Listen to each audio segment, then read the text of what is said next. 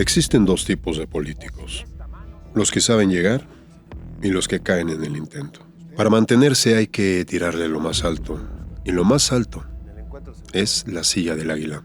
Político que diga lo contrario, miente.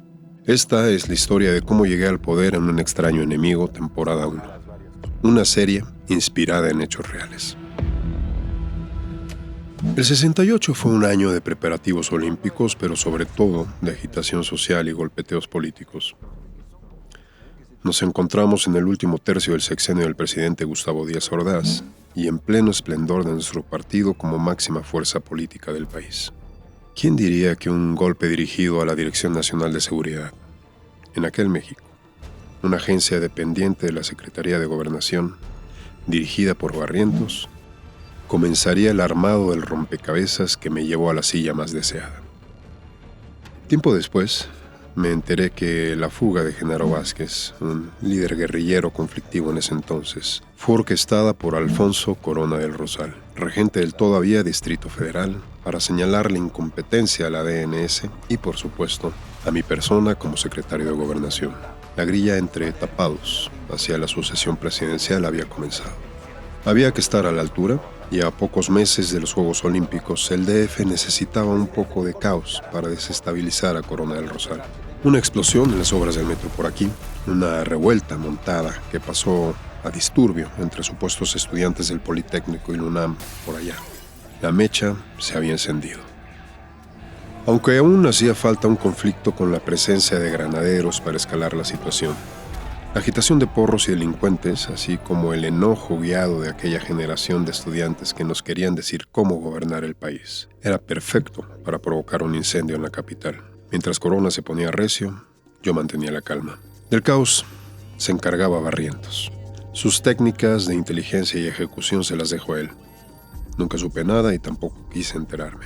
De lo que sí tengo certeza es que, con unos cuantos periodicazos controlados para efervecer a la opinión pública y satanizar al movimiento estudiantil, principalmente encabezado desde la UNAM, muchas cosas pueden ponerse en marcha. Al grado de que el gobierno de los Estados Unidos, a través de la CIA, nos ofreció ayuda militar para controlar a los estudiantes y garantizar la seguridad de las instalaciones de la universidad como sede olímpica. Por supuesto, nos negamos. La soberanía mexicana no se toca.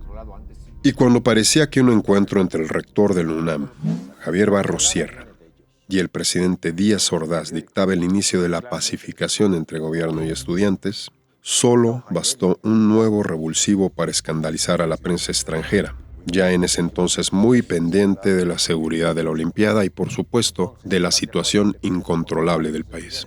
El asesinato de un líder estudiantil por causas que desconozco terminó por reventar la olla de presión. El CNH estaba bien organizado para continuar con su lucha y 250,000 estudiantes se mantuvieron en huelga. Para el presidente Díaz Ordaz, las Olimpiadas del 68 representaban un triunfo para nuestro partido, así como un proyecto heredado desde la administración anterior que ponía en lo más alto de la vanguardia al país.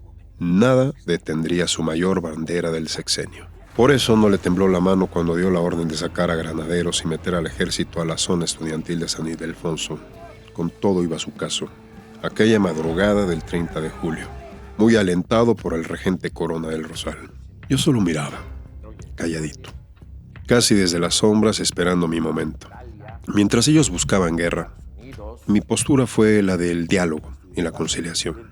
Alguien tenía que mantener la cordura ante el presidente, mientras sus posibles sucesores se hacían pedazos y disfrazaban su juego político de asunto de seguridad nacional. Mientras Martínez Manatú busca el diálogo con los líderes estudiantiles para colgarse la medalla de la solución, Corona espera la siguiente movilización pública para generar provocación y arrestar estudiantes revoltosos. Mi silencio era más elocuente que las palabras. Yo solo esperaba el error de mis adversarios. Aunque para decepción de algunos, el CNH nos dio una gran lección de civismo y pacifismo con el mensaje de su marcha del silencio el 13 de septiembre, sin embargo, el presidente no tardó mucho en ordenar al ejército tomar las instalaciones del UNAM. Solo 3 líderes fueron arrestados. Sus órdenes fueron claras. Este conflicto tenía que terminar por las buenas o las malas.